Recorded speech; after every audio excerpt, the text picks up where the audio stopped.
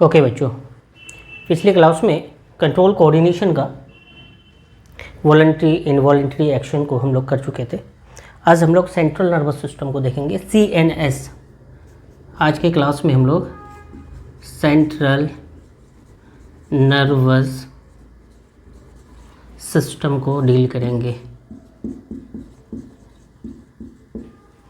Central nervous system जिसमें हमारी brain, spinal cord, ये दो चीज़ आता है।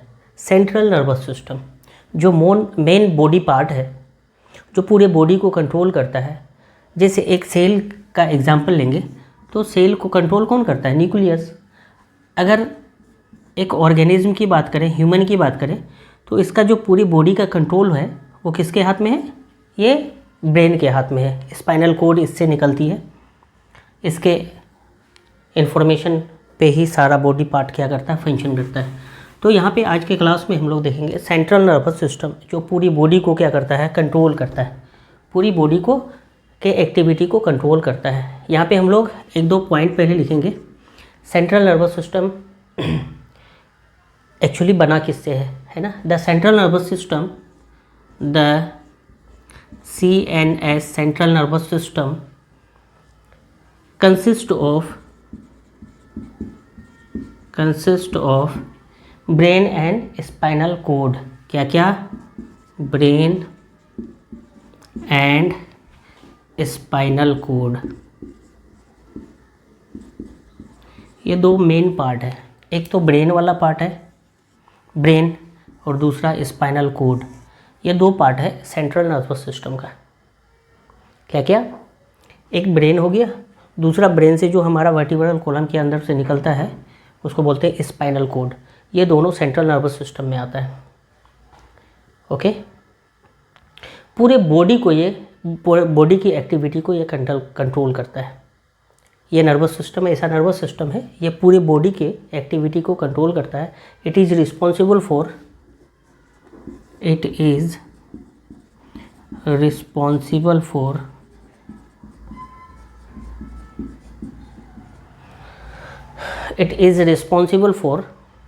the coordination and control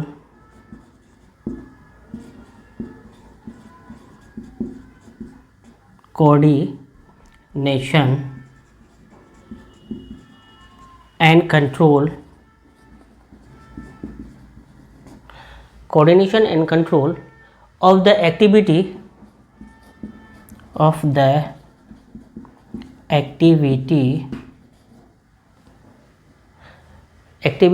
nervous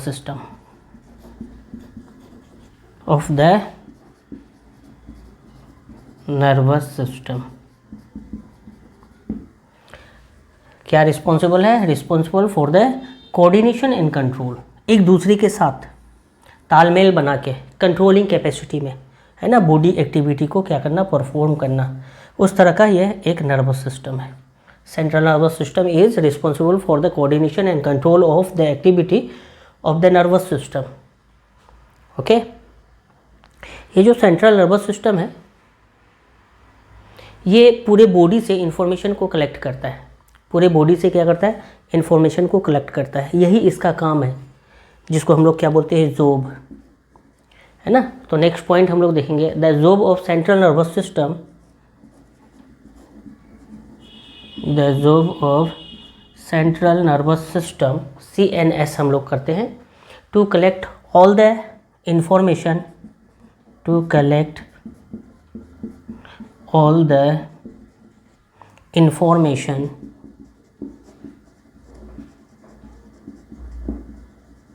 जितने भी इंफॉर्मेशन होती है पूरे बॉडी का, फ्रॉम ऑल द रिसेप्टर्स, है ना, all the information from the receptors,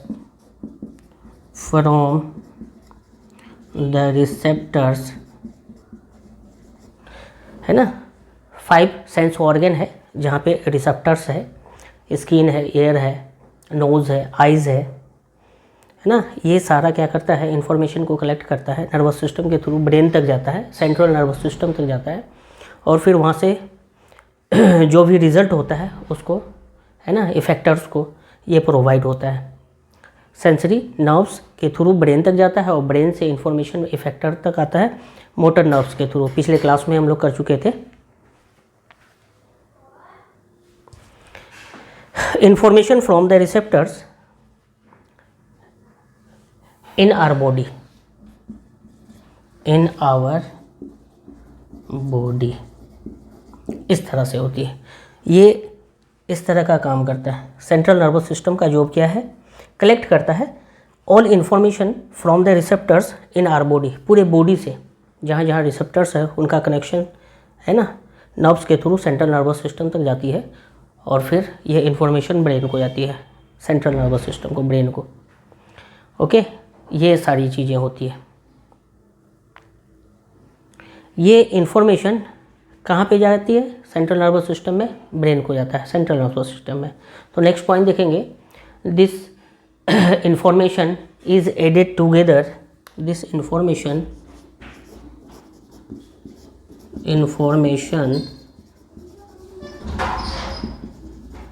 added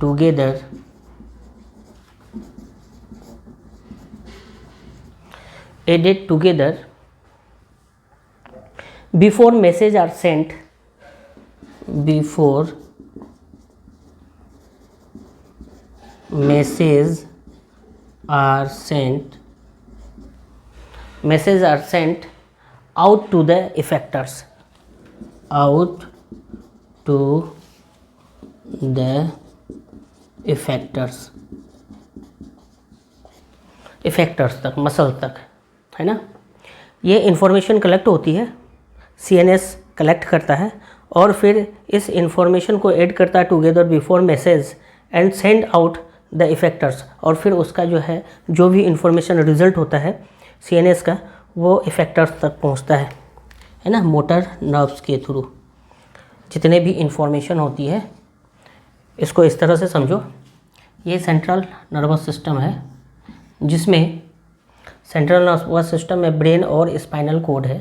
ये स्पाइनल कोड है, ये ब्रेन है ना। तो ये क्या होता है, ये जो सेंट्रल नर्वस सिस्टम है ये रिस्पॉन्सिबल होता है हमारी पूरी बॉडी से इंफॉर्मेशन को कलेक्ट करना और फिर उसका रिजल्ट इफेक्टर को देना। दिस इंफॉर्मेशन कलेक्ट होती है और फिर उस इंफॉर्मेशन का क्या होता है ना, रिफ्लेक्शन होती है, इफेक्टर्स तक इंफॉर्मेशन जाता है कि आपको इस तरह से कमांड लेना है। ये किसके थ्रू होता है? सेंट्रल नर्वस सिस्टम के through. This information added together before message are sent out to the effectors, effectors तक पहुंचने से पहले इसको क्या किया जाता है? सेंट्रल नर्वस सिस्टम के थ्रू कलेक्ट किया जाता है ना। इस तरह से ब्रेन क्या करती है? बेस्ट एक्शन प्रोवाइड करता है इफेक्टर्स को है ना, जो हमारी बॉडी के लिए, हमारी जो सेंट्रल नर्वस सिस्टम है पूरे बॉडी से इंफॉर्मेशन को कलेक्ट किया और इफेक्टर्स को उस बिहाफ पे एक्शन करने बोलता है जो बेस्ट परफॉर्मेंस होता है, बेस्ट एक्शन करने बोलता है। In this way the best action, in this way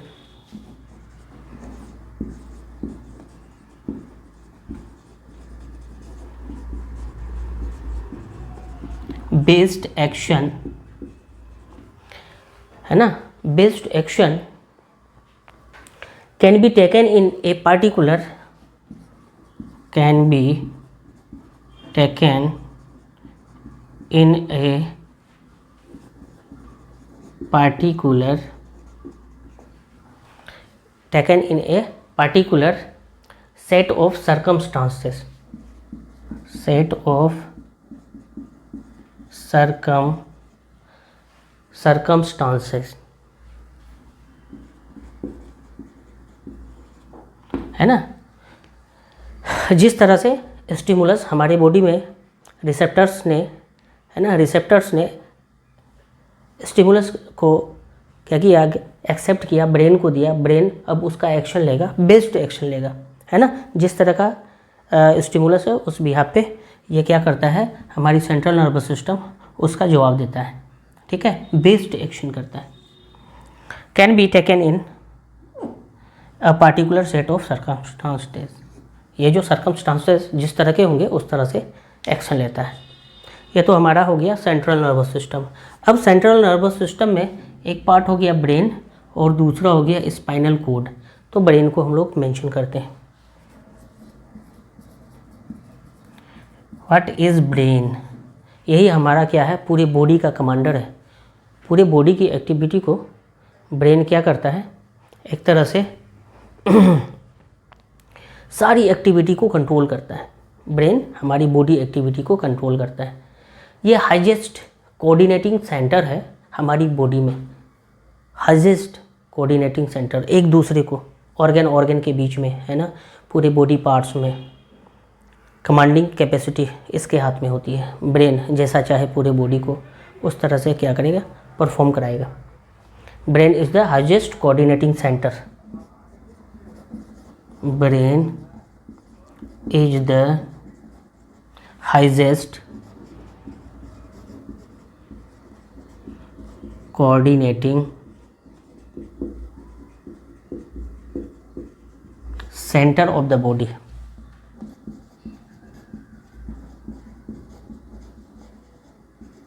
of the body, ये हाईएस्ट कोऑर्डिनेटिंग सेंटर है, इतना याद रखना। ब्रेन क्या है, highest coordinating centre in the body, of the body. Okay, ये जो लोकेटेड होता है हमारी जो ये है ना मजबूत सी हड्डी है, इसके अंदर है, जिसको स्कल बोलते हैं। स्कल के अंदर ये सेफ है ना, इसको क्रेनियम बोलते हैं, है ना। तो हम लोग यहाँ पे एक पॉइंट और ऐड करेंगे, नेक्स्ट पॉइंट ब्रेन की regard. The brain is located inside the skull. The brain is located inside the skull, inside the skull of, है ना, located inside the skull of our body, skull of our body। Body में एक school के through, है ना, ये बोनी hard bony structure है जिसको हम लोग क्रेनियम बोलते हैं, उसके अंदर सेफ है। कैसा है, हाईएस्ट कोऑर्डिनेटिंग सेंटर, तो उसको उतना, है ना, क्या देना, सेफ भी रखना है। तो उसके लिए स्कल है, स्कल के अंदर ये ब्रेन एग्जिस्ट करता है। ओके, ये जो ब्रेन है प्रोटेक्ट होता है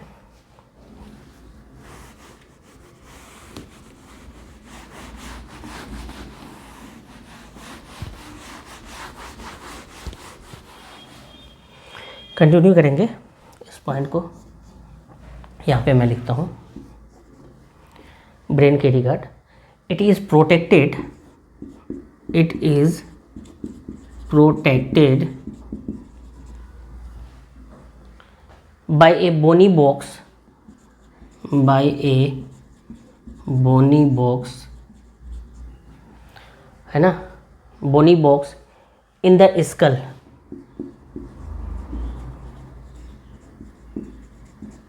जिसको हम लोग क्या बोलते हैं, कॉल्ड क्रेनियम। इस हार्ड बोनी बॉक्स को क्या बोलते हैं, क्रेनियम बोलते हैं, है ना। हड्डी के बॉक्स हैं, बोनी बॉक्स, उसके अंदर ब्रेन क्या होता है, protected by bony box in the skull called cranium. इसको क्या बोलते हैं, क्रेनियम, है ना। ये जो ब्रेन है, ये जो क्रेनियम है, बोनी स्ट्रक्चर जिसको हम लोग स्कल बोलते हैं या फिर क्रेनियम बोलते हैं, ये जो क्रेनियम है 3 मेनिंजेस है इसमें। The brain is surrounded by 3 meninges, है ना, 3 मेम्ब्रेन्स, जिसको हम लोग क्या बोलते हैं, मेनिंजेस बोलते हैं। और इससे ये क्या होता है, प्रोटेक्ट रहता है। The brain is surrounded by, the brain is surrounded by, किससे सराउंडेड होता है, 3 मेम्ब्रेन, सराउंडेड बाय 3 मेम्ब्रेन, जिसको हम लोग क्या बोलते हैं, कॉल्ड मेनिंजेस।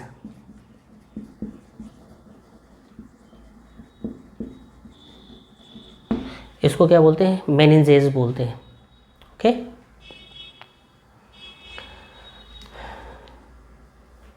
और ये मेनिंजेस इसको क्या करता है, प्रोटेक्ट करता है। मेनिंजेस क्या करता है, help to protect it, help to protect, है ना, इसको प्रोटेक्ट रखता है। एक्चुअली ये जो मेनिंजेस है, ये मेनिंजेस है, 3 मेनिंजेस ब्रेन को इस तरह से रखता है। इनके बीच में एक फ्लूइड भरी होती है, स्पेस होता है, 2 मेम्ब्रेन के बीच में स्पेस होती है, गैप पे स्पेस होती है। यहाँ पे एक फ्लूइड भरा होता है जो शॉक एब्जॉर्बर का काम करता है, जिसमें ये फ्लूइड जो है एक्चुअली सेरेब्रो स्पाइनल फ्लूइड होता है ना। The space between the meninges, ये मेनिंजेस है ना, 1 2 3, इनके बीच में जो गैप है इसमें सेरेब्रो स्पाइनल फ्लूइड पड़ा होता है। The space between the meninges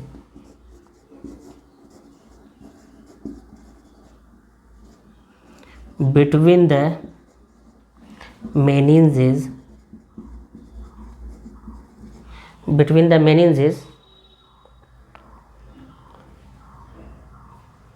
is filled with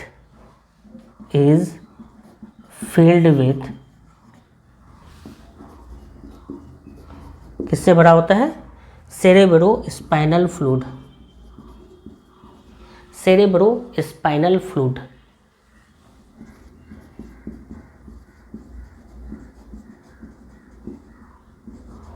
इस तरह से सेरेब्रो स्पाइनल फ्लूइड से ये भरा होता है। वेरी वेरी इंपॉर्टेंट, इन मेनिंजेस के बीच में फ्लूइड होता है और इस फ्लूइड को क्या बोलते हैं, सेरेब्रो स्पाइनल फ्लूइड बोलते हैं।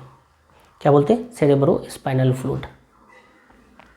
विच protect the brain from mechanical shock, जैसे जर्क लगती है ना, फुटबॉल प्लेयर फुटबॉल को किक करता है हेड से तो शॉक होता है। इस तरह से कभी इवेंट्स होता है ना, अचानक से शरीर ब्रेन ये जो हेड वाला पोर्शन है किसी पार्ट से टकराता है तो क्या ब्रेन इंजर्ड होता है, बहुत ज़्यादा जर्क होती है तब इंजर्ड होता है।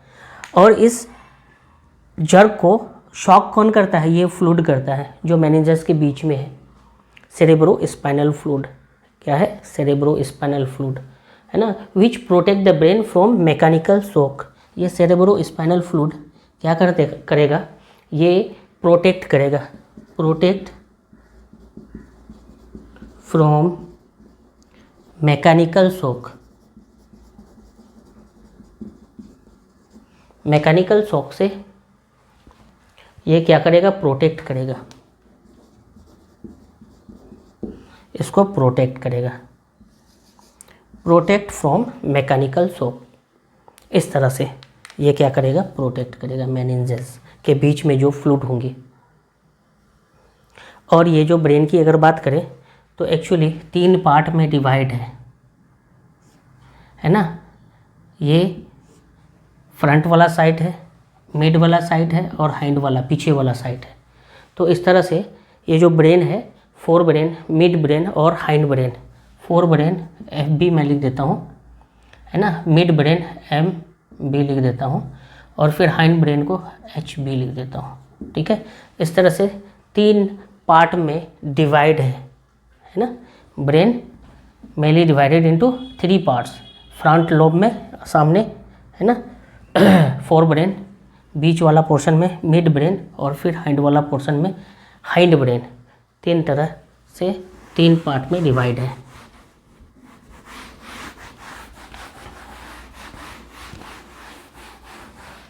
तीन पार्ट्स में क्या है ना, क्या लिखेंगे, brain is broadly divided into, brain is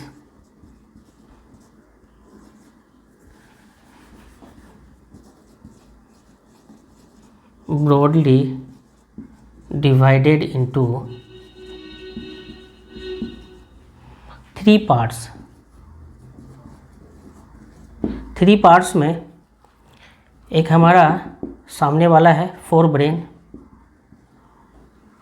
सामने वाला क्या है, फोर ब्रेन। दूसरा मिड ब्रेन और तीसरा जो होगा हाइंड ब्रेन। 3 पार्ट है ना, 3 पार्ट इस तरह से, fore brain, mid brain and hind brain. ये 3 पार्ट है। ओके, तो 1 बाय 1 हम लोग तीनों पार्ट को मेंशन करेंगे।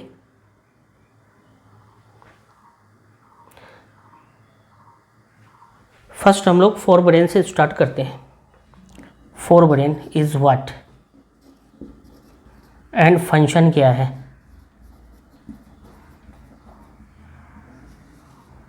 फोर ब्रेन है ना, ये जो है मेनली बना हुआ है सेरेब्रम से, सेरेब्रम, और इसको हम लोग बोलते हैं फोर ब्रेन। ये जो मेन थिंकिंग पार्ट है हमारे ब्रेन, पूरे जो कैलकुलेट करते हैं थिंकिंग पार्ट है, ये सेरेब्रम के थ्रू होती है। ये फोर ब्रेन रिस्पॉन्सिबल होता है जितने भी तरह के थिंक होते हैं, थिंकिंग करना है ना, अदर फंक्शन करना, इंटेलिजेंसी होना, लर्निंग, रीजनिंग, इंटेलिजेंसी, ये सब करना। पर्सनालिटी हमारी इसी से डेवलप होती है। कोई भी सेंसेशन होता है, एक्शन होती है, मूवमेंट होता है या कंट्रोल होता है सेरेब्रम के थ्रू, तो ये फोर ब्रेन में प्रेजेंट होता है सेरेब्रम, है ना। तो फोर ब्रेन के रिगार्ड हम लोग बात करेंगे। The fore brain consist of, है ना, consist of mainly of cerebrum. The fore brain consist of, fore brain consist of cerebrum. किससे बना हुआ है? सेरेब्रम से।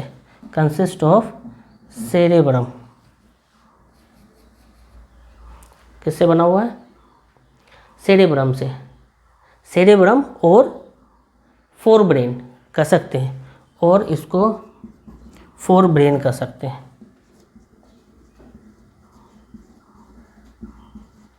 है ना। अब ये जो सेरेब्रम है, मेन फंक्शन क्या है ना। Cerebrum is the main thinking part of the brain. ये जो सेरेब्रम है, cerebrum is main thinking part, thinking part, ये main thinking part of the brain है।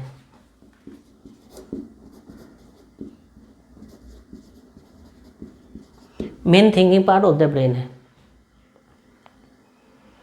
ये एक तरह का क्या कह सकते हैं, it is the site of our faculties such as learning, reasoning, intelligence, personality, ये सारी, है ना। मेमोरी, मेमोरी में जैसे our thought, sensation, action, movement, ये सारा चीज़ जो है फोर ब्रेन जिसमें सेरेब्रम है, ये क्या करता है? मेंटेन करता है, इसको मेंटेन करता है ना। तो cerebrum is the main thinking part of the brain. It is the site of our faculties, it is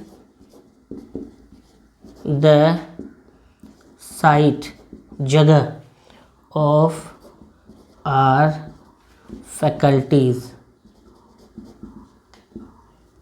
of our faculty, है ना, faculties such as learning, of our faculties such as learning,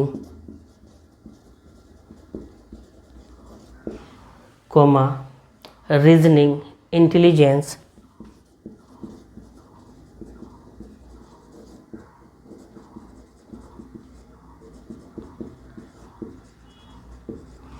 है ना, intelligence हो गया, intelligence.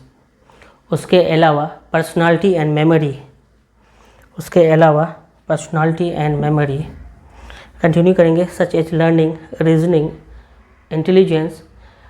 उसके अलावा, है ना, personality, intelligence and personality, personality,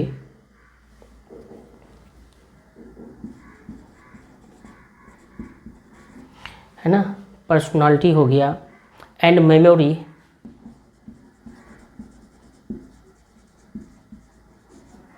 personality है, मेमोरी है, ये सारी चीज़ें, है ना, कंट्रोल किसके थ्रू होगा? सेरेब्रम के थ्रू होगा, है ना। All our thought sensation, all our thought sensation, है ना। बॉडी सेंसेशन हो गया, है ना। Action and movement, action and movement are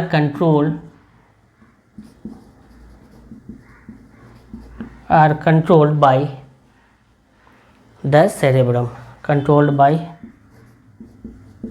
cerebrum. ये सब कंट्रोल होगा किसके थ्रू? सेरेब्रम के थ्रू, है ना।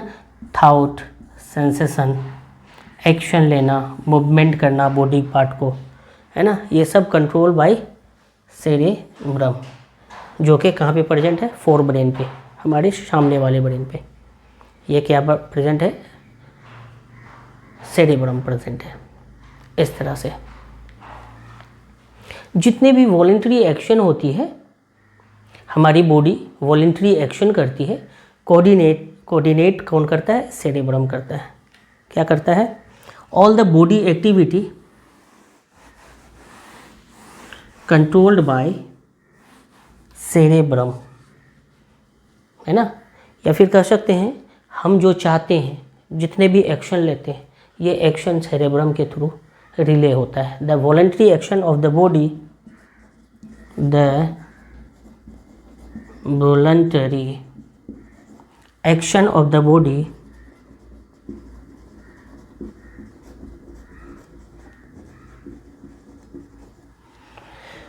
voluntary action of the body are controlled by cerebrum, are controlled by, या फिर क्या कह सकते हैं are coordinated by cerebrum, coordinated सही वर्ड रहेगा, कोऑर्डिनेटेड बाय सेरेब्रम। ये जितने भी वॉलंटरी एक्शन होती है, कोऑर्डिनेशन किसके थ्रू होती है? सेरेब्रम के थ्रू होती है। ये तो हमारा क्या हो गया? Fore brain. ये सामने का हिस्सा हो गया, ये हमारा फोर ब्रेन। दूसरा जो पार्ट होगा, ये फर्स्ट, दूसरा ब्रेन का पार्ट है मिड ब्रेन, है ना। तो मिड ब्रेन देखते हैं।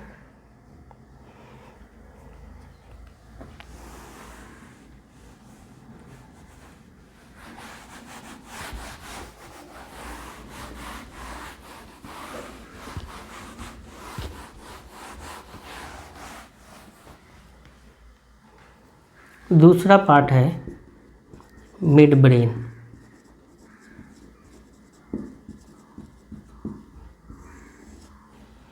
ब्रेन का बीच वाला पोर्शन, मिड ब्रेन, है ना। ये जो मिड ब्रेन है, इनका फंक्शन होता है रिफ्लेक्स मूवमेंट, जो हेड, नेक और ट्रंक का होता है, बॉडी का होता है ना। जैसे विजुअल एक्शन करना, सुनना, देखना और उसको रियलाइज करना, मिड ब्रेन का काम होता है। The mid brain controls reflex movement, the mid brain control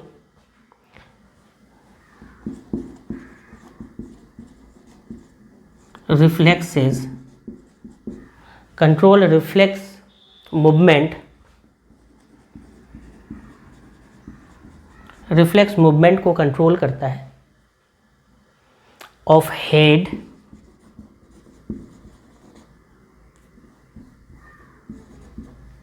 neck and trunk, है ना। Head, neck and body trunk को क्या करता है? एक तरह से कंट्रोल करता है। Control reflex movement of head, neck and trunk. इसके लिए मिड ब्रेन ही क्या होता है? रिस्पॉन्सिबल होता है।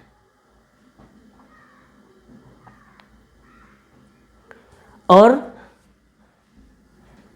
ये जो हेड, नेक, ट्रंक है, ये क्या करता है? In response to visual and auditory, in response in response to visual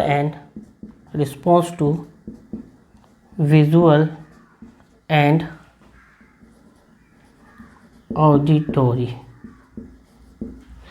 है ना, सुनना और देखना, उसको रियलाइज़ करना मिड ब्रेन का फंक्शन होगा, जिसमें हेड का मूवमेंट, नेक, ट्रंक का मूवमेंट, है ना, जैसे कुछ सुना उस तरह से हमारी बॉडी मूवमेंट क्या होगी, है ना, सर, गला और ट्रंक, पूरे बॉडी का मूवमेंट कैसा होगा, कुछ हमने देखा, उसका देख के हमारी बॉडी किस तरह से रिस्पॉन्स करती है, ये सारा मिड ब्रेन का फंक्शन होता है।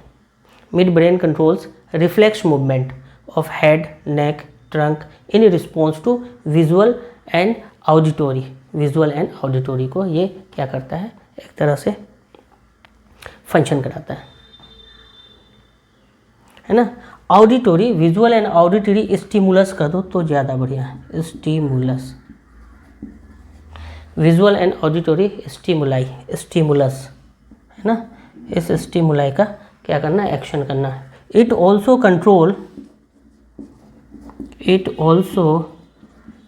कंट्रोल, इसके अलावा भी कंट्रोल करता है the reflex movement of the eye muscles, है ना, controls the reflex movement of eye muscles,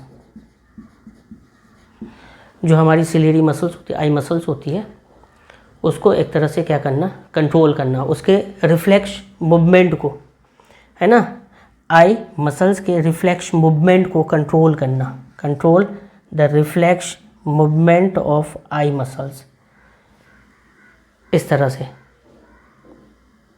अब अगर आई मसल्स इस तरह से रिफ्लेक्स एक्शन करेंगे, रिफ्लेक्स मूवमेंट करेंगे, तो यहाँ पे eye muscles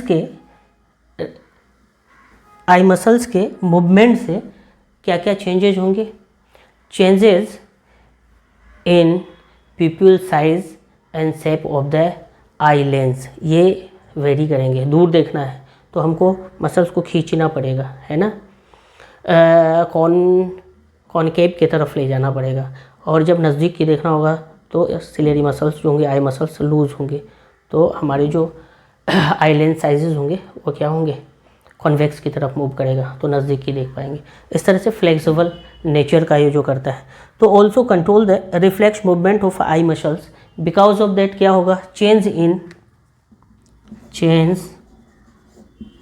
in pupil size, change in pupil size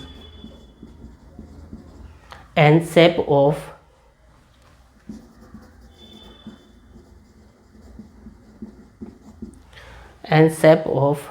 the eye lens,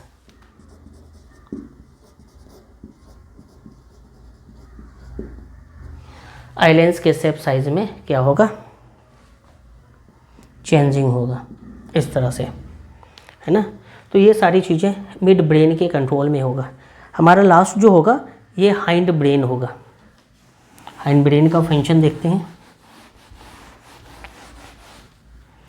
तीसरा ब्रेन का जो पार्ट होगा हाइंड ब्रेन, सबसे पीछे वाला पार्ट हाइंड ब्रेन, तीसरा। हाइंड ब्रेन का क्या फंक्शन होगा, ये सारी चीज़ों को हम लोग को ध्यान देना है। ये जो होता है थ्री सेंटर होती है, three consist of three centres, जिसको पोन्स, सेरेबेलम एंड मेडुला बोलते हैं। ये हाइंड ब्रेन में प्रेजेंट होता है। Hind brain consist of three main portion. वहाँ पे क्या होता है, पहला पोन्स होता है, सेरेबेलम एंड मेडुला, तीन पार्ट्स होता है हाइंड ब्रेन में। क्या क्या आता है, the hind brain consist of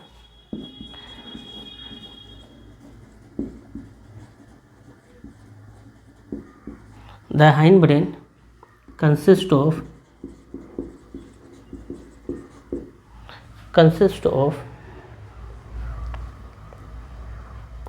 three centers,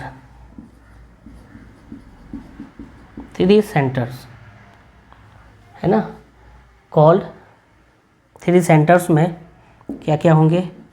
एक तो होगा पोन्स, दूसरा होगा सेरेबेलम,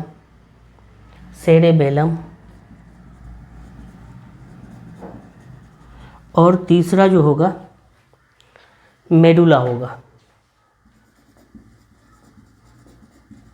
ये 3 पार्ट्स होंगे हाइंड ब्रेन में।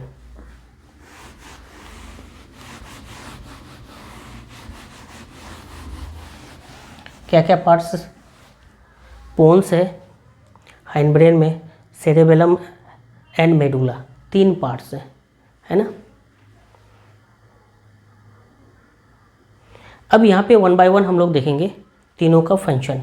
इसमें जो ये मेडुला वाला पार्ट है क्या फंक्शन करता है हम लोग देखते हैं। Medulla control various involuntary action. ये जो मेडुला होती है, लास्ट वाला हम लोग देख रहे हैं हाइंड ब्रेन में, लास्ट मेडुला, ये जो मेडुला होती है ये एक्चुअली क्या होता है, कंट्रोल करता है वेरियस इनवॉलेंट्री एक्शन। वॉलेंट्री नहीं, इनवॉलेंट्री, जो हमारा हार्ट बीट हमेशा होता है, ब्लड सर्कुलेशन ज़्यादा कम हमेशा होता है, मगर तो कुछ बातें होती है जो हमारी विल पावर के कंट्रोल से नहीं चलता है, विल पावर में नहीं है, वो चीज़ अपने आप होता है, वो मेडुला के थ्रू होता है, हाइंड ब्रेन में प्रेजेंट है ना। मेडुला कंट्रोल्स, हम लोग यहाँ लिखते हैं मेडुला के रिगार्ड, है ना। मेडुला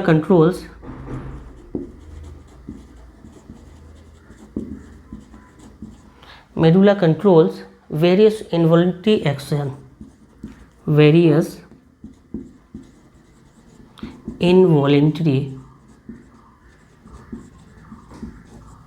involuntary action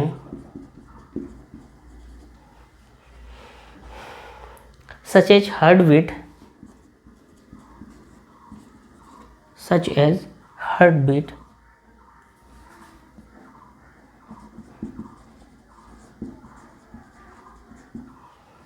उसके साथ साथ breathing, blood pressure,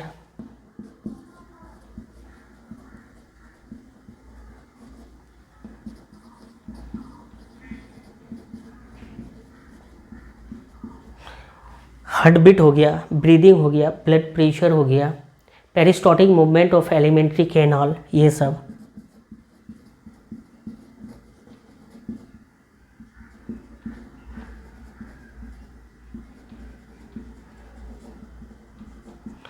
पेरिस्टॉल्टिक movement of alimentary canal,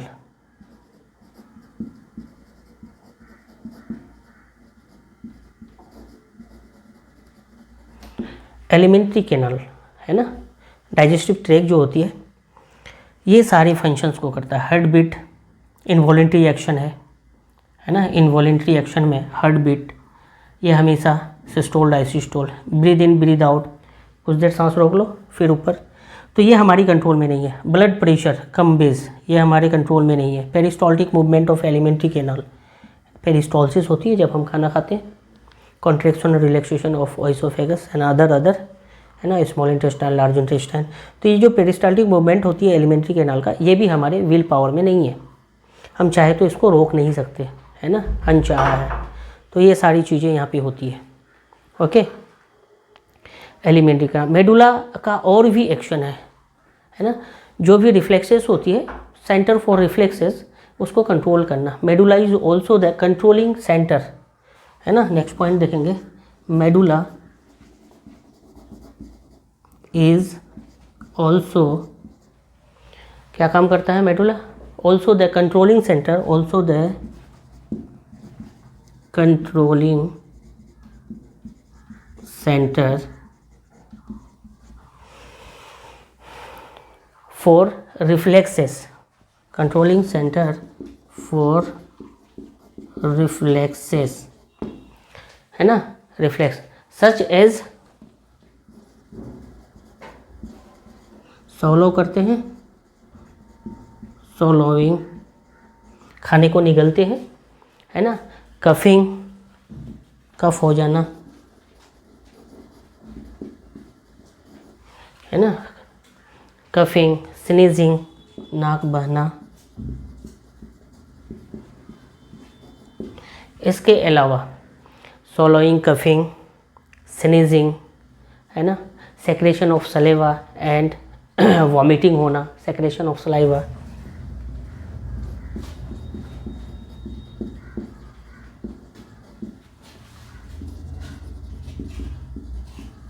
and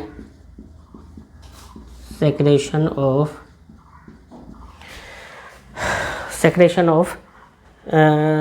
of saliva and vomiting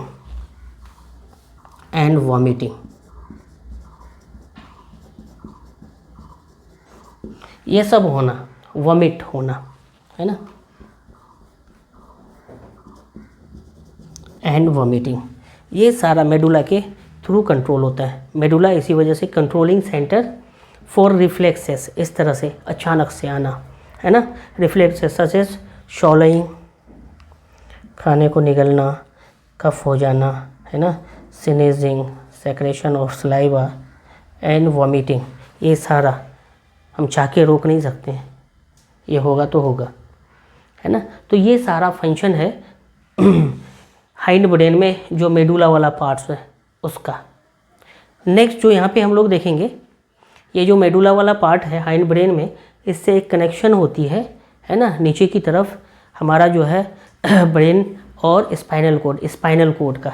brain तो ये वाला पोर्शन हो गया, यहाँ हाइंड ब्रेन में मेडुला से एक कनेक्शन होती है ना, जो हमारा बैकबोन होता है वर्टिब्रल कॉलम, उसके अंदर से ये स्ट्रक्चर पास करता है, जिसको हम लोग क्या बोलते हैं, स्पाइनल कोड।